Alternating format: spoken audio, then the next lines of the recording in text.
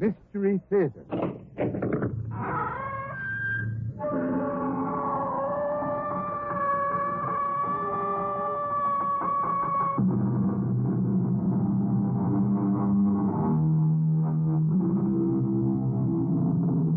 Come in. Welcome. I'm E.G. Marshall. I'm here to guide you on an excursion throughout which I believe you'll be very glad to have a guide. For the way is treacherous and horror waits around each turning. Hi, Archie. Let me have a cup of coffee with you. Hey, did you ever hear of anybody getting a free ride on the Long Island Railroad? You're looking at the man who did it. The conductor walked right past me. I had my ticket out there ready for him to punch, and he walked right past me. How about that coffee? Archie. Archie. You act as if you can't even see me.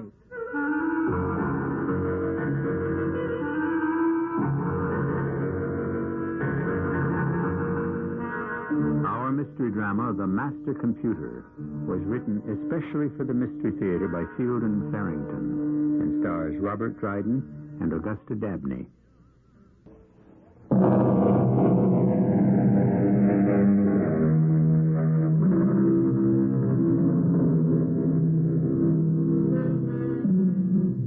Loneliness is a burden we've all borne in one degree or another.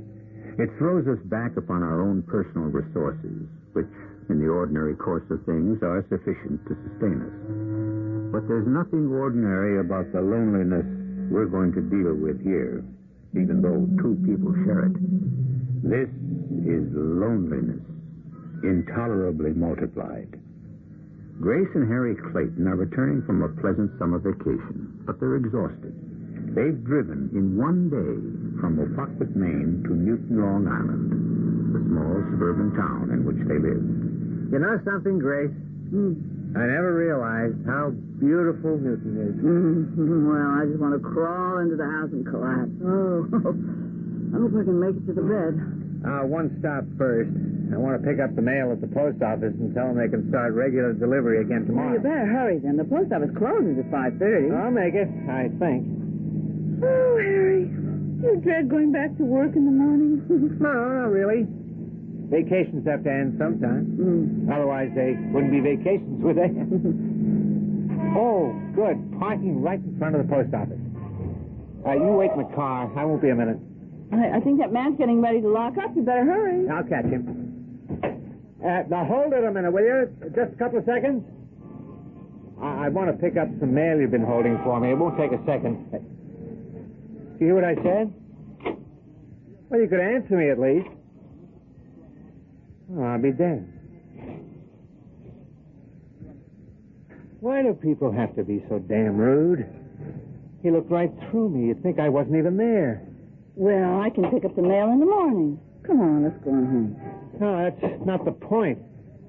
He might at least have had the courtesy to answer me. Oh, I guess he was just doing his job. They do close at 5:30. So, would it kill him to say, sorry, mister, I can't let you in? Hey, want to stop somewhere for a bite to eat? You don't feel like cooking this evening, do you? I don't feel like stopping either. We'll open a can of soup.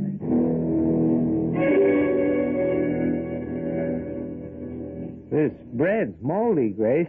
Oh, well, I'm sure there's some kind of crackers in the box.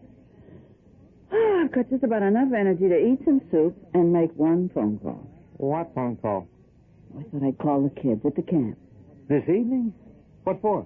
Oh, I don't know, really. I just feel like talking to them. Okay. I've been worried about Benny's batting average myself. You go ahead and make the call. I'll heat the soup. I suppose it's silly, but I just don't feel like any. Can't catch her, what? Hello, this is Mrs. Clayton, Tim and Benny's mother, and I'd like to speak to... Can't catch her, what? Can't you hear me? I want to speak to either Tim or Hello. Benny. Hello. This is Mrs. Clayton. I'd like to speak to... He hung up.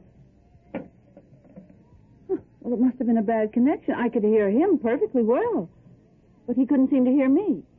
We'll dial them again. Maybe you'll get a better connection this time. Oh, I guess it's silly anyway. They're probably having supper. How's the soup? Oh, good. Hey, I think I'll call Pete and Alma Rhodes. What for? Oh, just let them know we're back. No reason. I guess we both got telephonitis tonight. Okay. Oh, let me talk to Alma before you hang up. This soup isn't really as good as I make, but it's the spot. Hello? Hi, Alma. It's Harry. We're back. Hello? It's Harry, Alma. Can't you hear me? Hello? Oh, I don't know why people... I guess our phone's out of order. Same thing? She couldn't hear you? Yeah. I'll report it to the phone company tomorrow from the office. Oh, well, what if somebody tries to call us tonight? I'll be very glad the phone's out of order.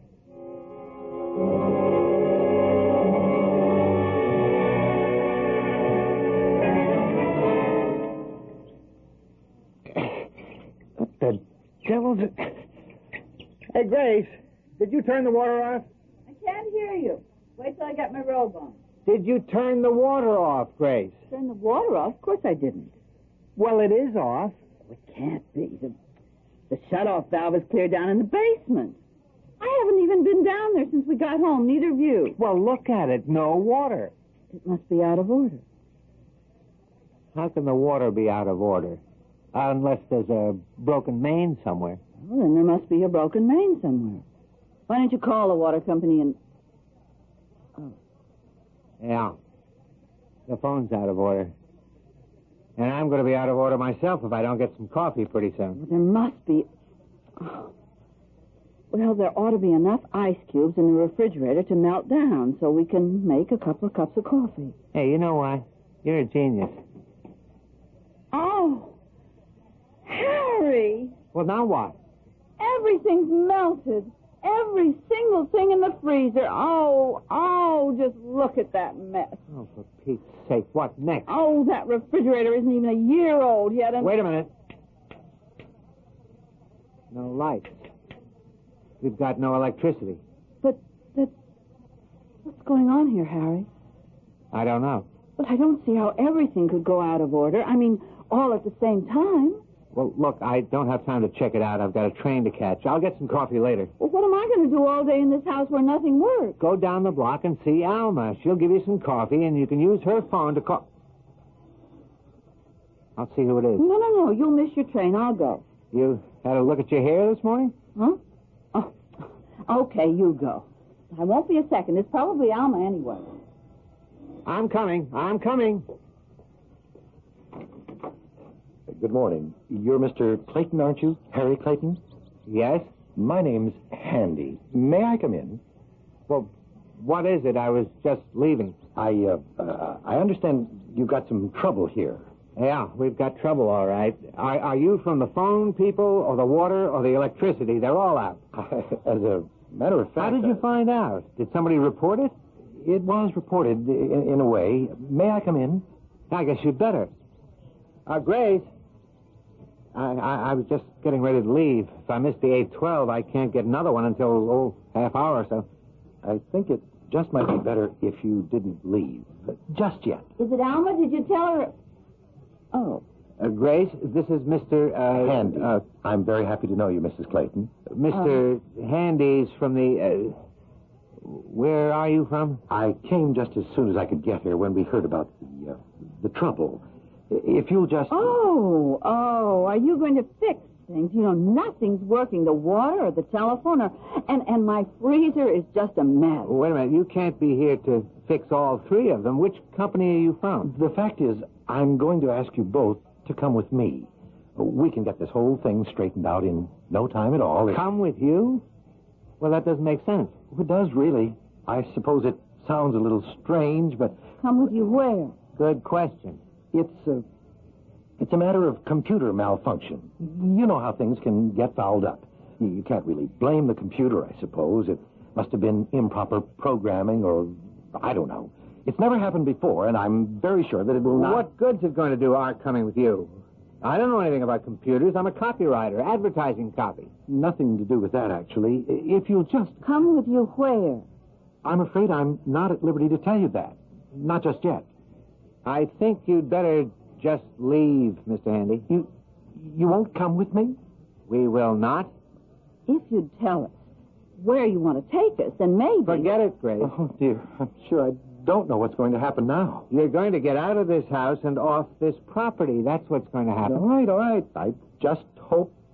All right, I'm going... Now. I think you missed your train, Harry. So, I'll take the next one.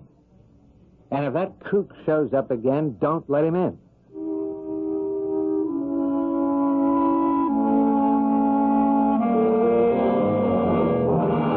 Hi, Archie. Let me have a cup of coffee, will you? I haven't even had my first cup this morning. I'm dying. Did you ever hear of anybody getting a free ride on the Long Island Railroad? You're looking at the man who did it. The conductor walked right past me. Had the ticket out there ready for him to punch, and he walked right past me. Hey, how about that coffee? If I don't get it soon, Archie,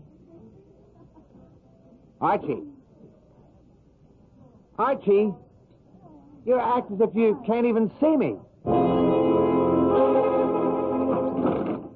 Anybody home? Alma? It's Grace. Where are you? Oh, hi, Alma. You know, we tried to call you last night, but our phone seems to be out of order. Now, I could have sworn I heard that screen door slam. Hey! Oh, it's me. I slammed the door. Those rotten kids. I swear, one of these days... Alma, come on. Don't play games. Are you sore at me or something? What's the matter with you, Alma? Rhodes Hardware. Pete, it's me. I'm sorry to bother you with the store. Oh, that's okay. No business yet. What's up? Well, it's those neighbor kids again. Oh, boy. What have they been up to now? They slammed the kitchen door. It must have been the kids. Alma, it was me. I slammed the door. I don't want to scare you, but are you sure there's nobody in the house, honey? Oh, there couldn't be. I came right out to the kitchen, and there's nobody here. Alma, what are you trying to do to me? Okay. I'll speak to their parents again this evening. Any sign of Grace and Harry yet? Oh, no. And I'm getting kind of worried. I know they wanted to get home yesterday. Harry was supposed to go back to work this morning. Alma, listen to me, Alma. Maybe they decided to take an extra few days or something. I wouldn't worry. You lock the doors now, you hear? Yes, I will. Bye. Alma, please. Oh, I wish I knew what happened to Grace and Harry. Alma, I'm here. I'm here in the kitchen with you. Well, I guess they can take care of themselves.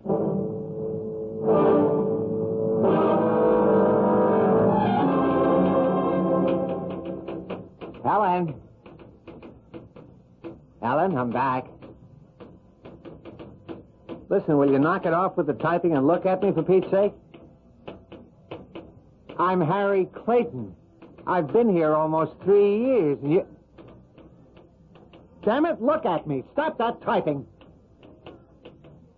All right, if you won't talk to me, maybe Dave Green will. Listen, Dave, I want to know what's going on here. I walked into the office where I've been working for 3 years, What and the she will... devil? Helen, why did you open this door? Open the door. Now, Mr. Green, I've been sitting right here. Funny. Okay, get Mr. Bradwell on the phone. Tell him it's about the Ocean Mist account. Listen, Dave, I've had just about enough of this. How could it blow open? There's not a breath of air in this place. Come on, Dave, a joke's a joke. You know perfectly well I'm standing right here beside you. Yes. Oh, how's it going, Ernie? Listen, about that Ocean Mist copy. I know, but Clayton hasn't come in yet this morning. Dave, for Pete's sake! Oh, he'll be here, all right. He's a dependable guy. Let's give him another day. He may have had some kind of car problem, you know. He's fast. We won't lose any time waiting. Don't worry. He'll show up. Or he'll be good and sorry. Is it possible for a man suddenly to become invisible to the people around him? Unable to make himself either seen or heard? Well, it certainly isn't ordinary, but since it seems to be happening to Harry Clayton and to his wife Grace, it must be possible. Imagine the feeling of total isolation. Imagine the loneliness. I do hope you'll be able to hear me when I return shortly with Act Two.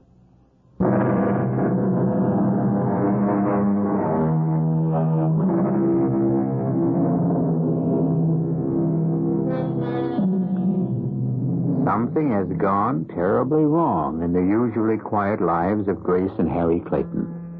They find, first of all, that their telephone, water, and electric services have been cut off. And then, worse still, far, far worse, they find that they themselves have been cut off. Cut off completely from the comfort and warmth of human interchange. Other people, friends and strangers alike, are unable either to see or hear them. Grace, honey, what are you doing sitting out here on the curb? Grace, what is it? What's happened? Al was mad at me. She won't speak to me. Just act like I'm not even there. Well, what are you doing sitting out here on the curb? No, I locked myself out. I took my purse, but I can't find my key in it, and I can't get in the house. You say Alma acts as if you're not even there? Yes, and I think it's me. And I told her so. The same thing's happening to me, Grace. Alma's mad at you, too? I mean, people don't see me or hear me when I speak. The counterman at the diner, Helen, the receptionist at the office, even Dave Green, the copy chief. But why should everybody be mad at us all of a sudden? I don't think they are, Grace. I think they really can't see or hear us. Really? Can't? Oh. But that is impossible. Is it? I would have said so yesterday. I'd have laughed at the idea, but today, it's happening. Well, I don't see how it's possible. If it's happening, it's got to be possible. Let's go in the house.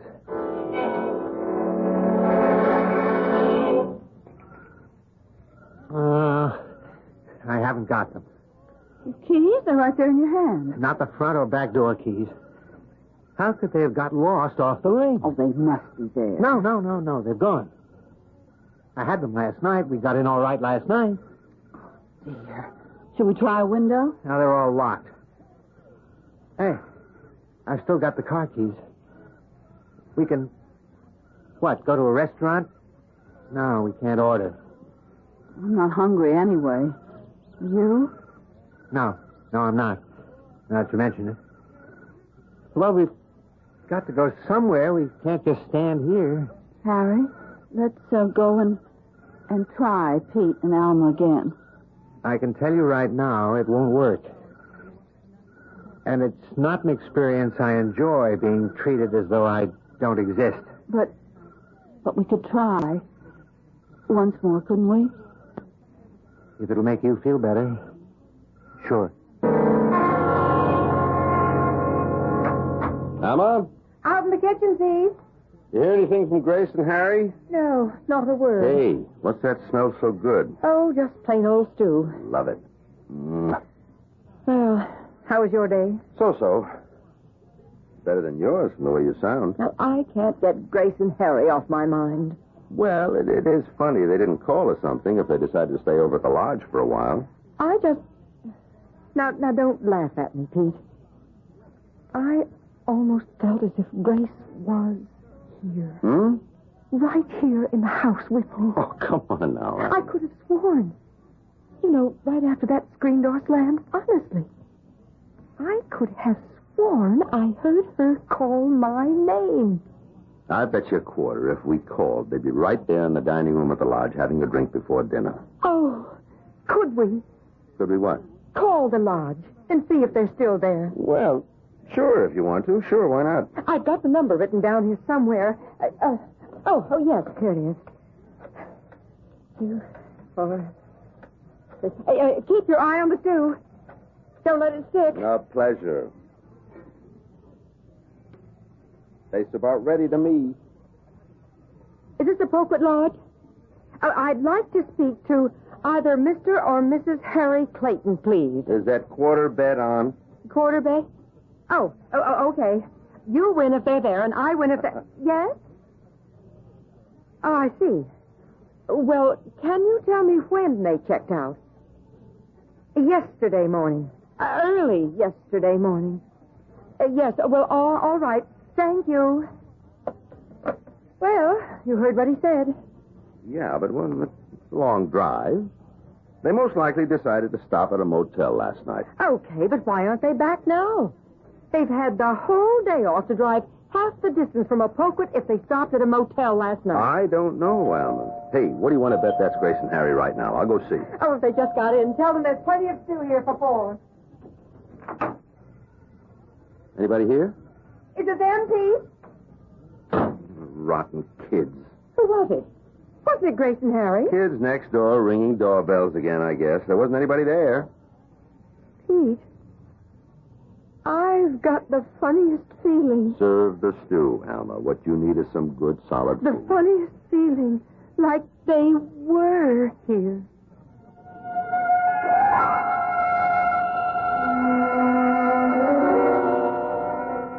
There must be something we could have done, Harry. Something to make Pete realize that it was us ringing the doorbell. I don't know what. It's the most frustrating thing that ever... Come on, get in the car, Grace. I don't know what's happened to us, but I do know that things don't go the way you expect them to anymore. I'm scared, Harry. Scared. So am I. Oh, the car goes. That's something, anyway. Harry, Yes? can we drive up to Camp Catchphrases, see the boys? You sure you want to? Oh, yes. What if they can't see us or hear us, like everybody else?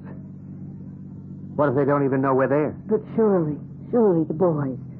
After all, we can see each other. Yes, but we don't know why. All right, we can try it, I guess. We've only got about a half tank full of gas, Well, though. there'll be plenty of gas stations along the way. So? For one thing, I don't have much money, $6, $7. And I don't know any way to get any more. And if I had $1,000 in my pocket, how would I go about getting a gas station attendant who doesn't even know I'm there to put gas in the car? I don't know what to do, Pete. They didn't stay on at the lodge in Apoquet. They checked out yesterday morning. Well, they could have decided to go somewhere else. I mean, is it really any of our business? Pete, they're our friends. Okay. I don't like the looks of it either. I think we ought to call the police. Now, look, Alma, you don't call the police and say you have a feeling something's wrong. They don't operate that way. They'd write you off as a crackpot. Well, maybe they would. Maybe I am a crackpot, but I do have this feeling. Well, they can write it off if they want to, but I can't. Well, all right. If you feel that strongly about it, I'll call them. No, I'm the crackpot. I'll do the calling. What do I do, Pete? Just dial the operator? 516 0000. Oh, okay. Now, if you'd rather I talk to them. No. I'll do it. Hello? Police headquarters?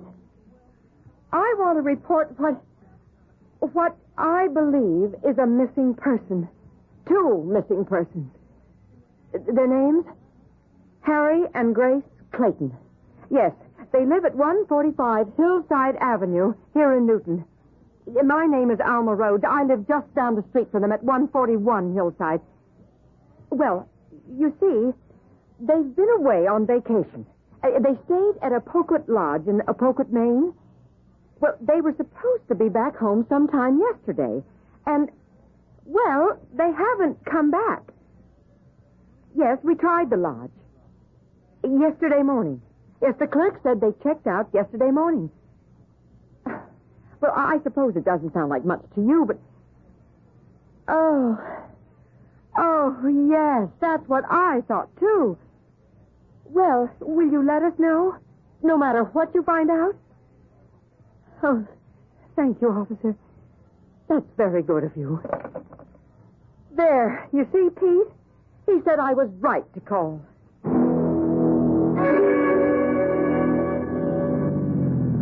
I don't think this station's open, Harry. Well, we're running pretty low on gas.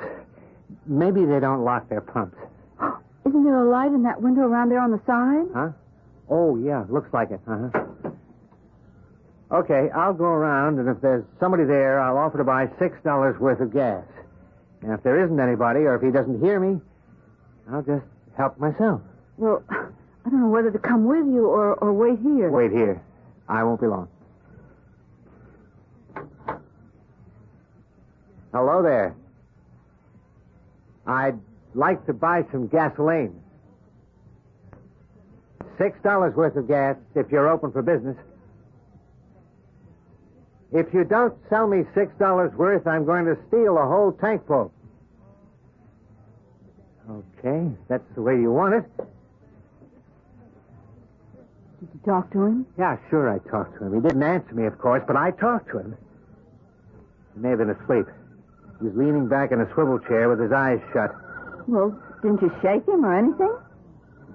No, I didn't want to touch him. Hmm? Wait a minute. Let me see if I can make this pump work. Ah, it works. Turns itself off when it's full. Harry, Yes? why didn't you want to touch him? I don't know. I've been thinking about that. I haven't felt like touching anybody all day. On the train earlier, I kept dodging and ducking so I wouldn't touch the other passengers. Why? Well, I guess I don't really know. Maybe I was afraid that they wouldn't feel it if I touched them. You picked up the pump hose and put it in the tank. I mean, if you could do that... Yeah, I know. Let's go, Harry. As soon as the tank's full. See, the gas hose is a thing. I'm afraid to touch people. I'm afraid to.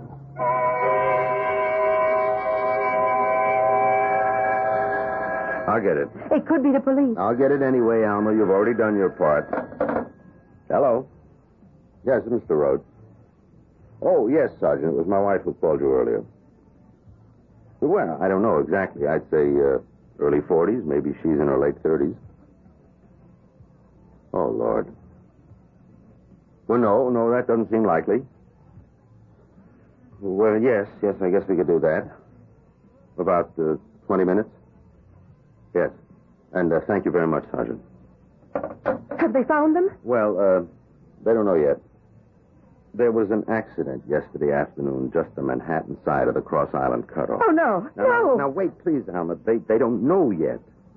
Two people, a man and a woman, were hurt, but they didn't have any identification on them. Now, that doesn't seem likely, does it? I mean, that Grace and Harry would travel without identification? Are they... They're still are alive, but it looks bad. Oh. They want us to come over to Union Hospital and make an identification, if we can.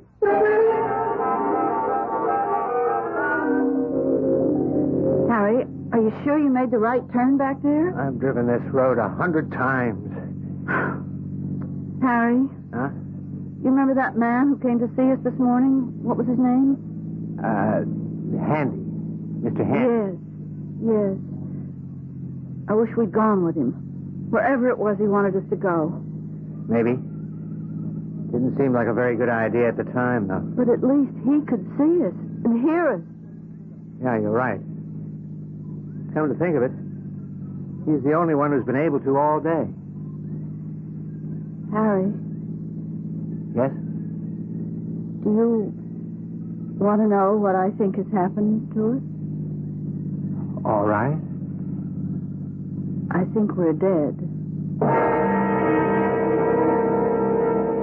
The most perplexing mystery of all, death. Philosophers have devoted lifetimes to puzzling over it, and the best they've come up with is pure surmise. It is, to be sure, the cessation of life as we know it, but few of us can believe that it represents the absolute end. There must be a continuation, and in the nature of this continuation lies the mystery. Are we nearing a solution? Well, one solution, perhaps. We'll see when I return shortly with Act 3.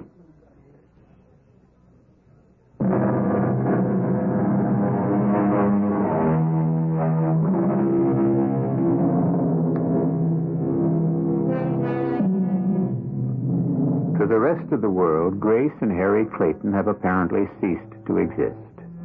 Although they move about among people as they've always done, these people are now quite unaware of their presence. Grace has come to believe that they are actually dead, and that the mysterious thing that has happened to them is life after death. They're on their way now to see their two boys, Tim and Benny, at Camp Kachawa. They suddenly feel a great need to do this. No, I don't think so. Don't think what, Harry? That we're dead. I mean, would it be like this? Is this, just this, what it's all about? Well, then what is it, if it isn't death? I don't know. Could it be some kind of an in-between thing? I mean, like purgatory or limbo or I don't know what you'd call it. But could it be something like that? It could be anything. It could be... Oh, I think of right here, don't I? Won't the boys be in bed by now? I don't care. We can go into their cabins and well, we can look at them at least. Nobody can keep us from doing that. No. You think it's for the last time, don't you, Grace? Yes.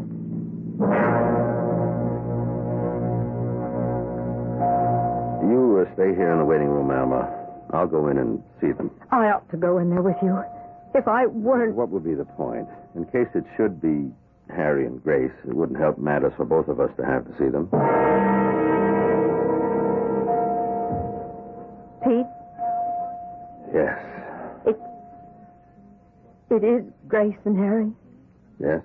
Are they... They're still alive. Doctor says he doesn't see how it's possible, but they're both still alive.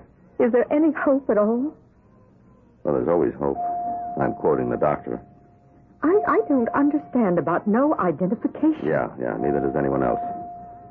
There just wasn't anything in his pockets, or her bag either. Could they have been robbed? I don't think there was time. Look, I told the doctor we'd wait, but if you'd rather... No, I want to stay. The only thing is, I think I'm going to cry. Yeah, you go ahead. Maybe I will, too.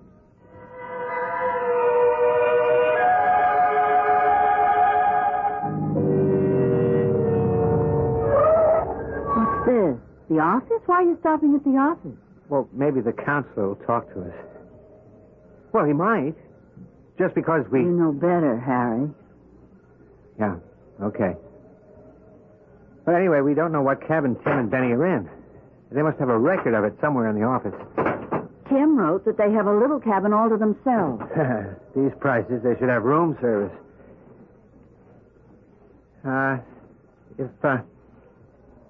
If you're right, what about the boys?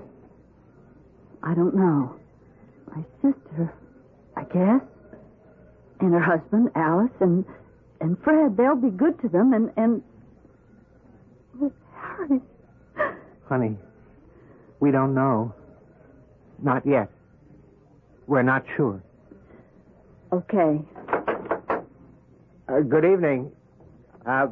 We're Mr. and Mrs. Clayton, Tim and Benny's parents, and... Clara there. There's John Finch. I'm sorry to bother you while you're on the phone, He but... doesn't hear you, Harry. Hey, Clara, how's it going? Yeah, I'm stuck here tonight, just waiting for the phone to ring or whatever. If you could just take a second or two and tell us which cabin Tim and Benny Clayton We'll are have in... to find it for ourselves, Harry. He doesn't know we're here. Let's check this filing So cabinet. as long as I got this place to my... What the devil? Hey, just hang on a minute, Clara. Health chart, these look like. Who did that? Now, wait a minute. Who's in here? This could be it. Yes, Arnold, Barlow. Yes, here it is. Clayton, Timothy, and Benjamin. Cabin number 7. Wait a minute. Put that folder back in there. Oh, Lord. Let's go, Grace. Clara?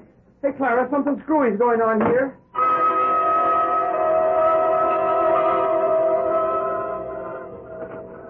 Can you read the number on the door there? It's so dark. Yes, this is it. Number 7. Are you going to try to talk to them, Harry? We'll see. There must be a light switch somewhere. Oh, here. Oh, they look They look like angels when they're asleep. All kids do. You don't have to whisper. Oh. Habit, I guess. You want to try to wake them up? No. No, I think I'd rather not. Look at that tan on Benny. He's been living in the sun. Yeah, I think it's bleached his hair some, too. Oh, Tim's got a big scrape place right on the end of his nose. Oh, Harry. I think we'd better get out of here, Grace. Not just yet, please. It might be the last. Can't we stay for just a little while? All right. We'll have to go eventually. Benny. Oh, Benny's been biting his nails again.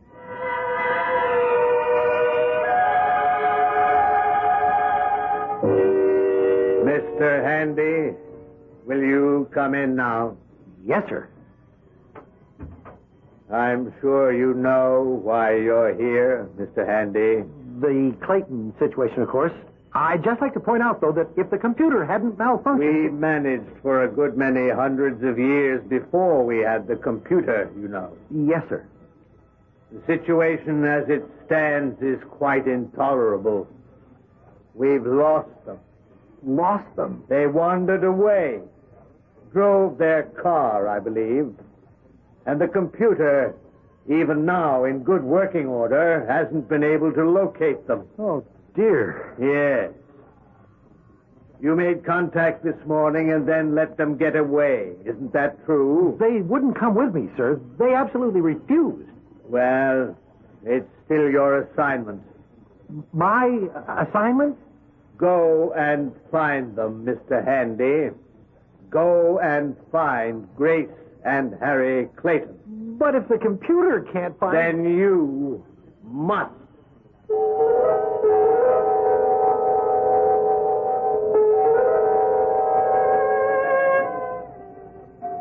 Pete? What did the doctor say? They're gone, Alma. Oh, Pete.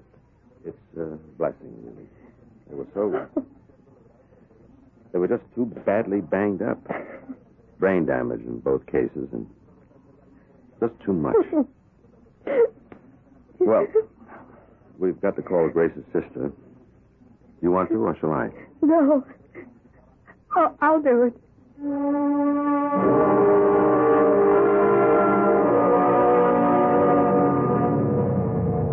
Now what? Are we out of gas? No. Not according to the gauge. Damn thing just stopped, that's all. Oh, what are we going to do now, Harry? I don't know. Just sit here, I guess. Or get out and walk in the fog. I don't think it matters much. We can't just leave the car sitting here in the road like this, can we? How long since we've seen a car, Grace? Not for a long time. Listen.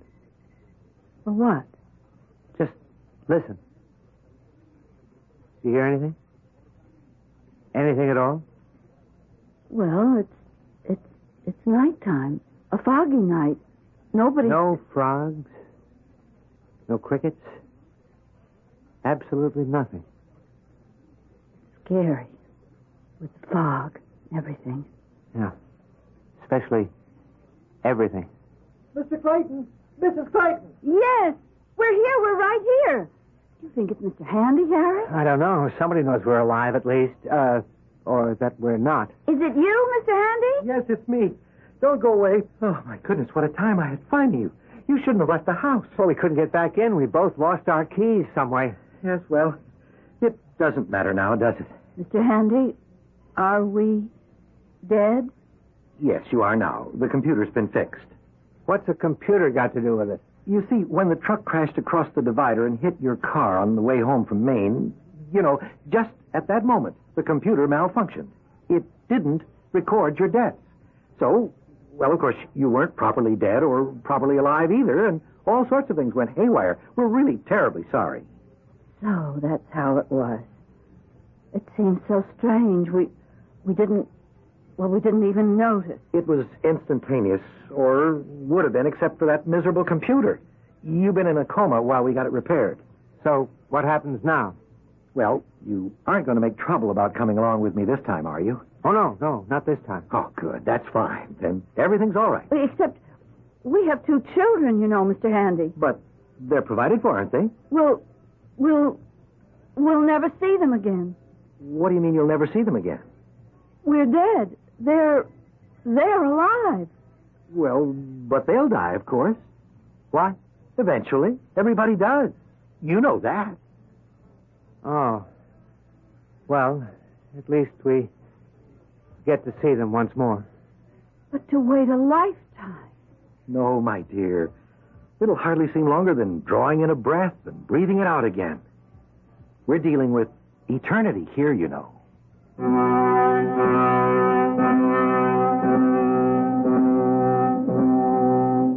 Well, perhaps that's the way it happens. Perhaps it isn't. All we can do is pass the story along to you as it came to us.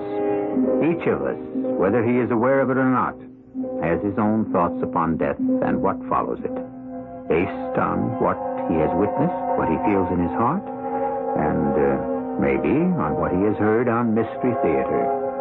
I'll be back shortly.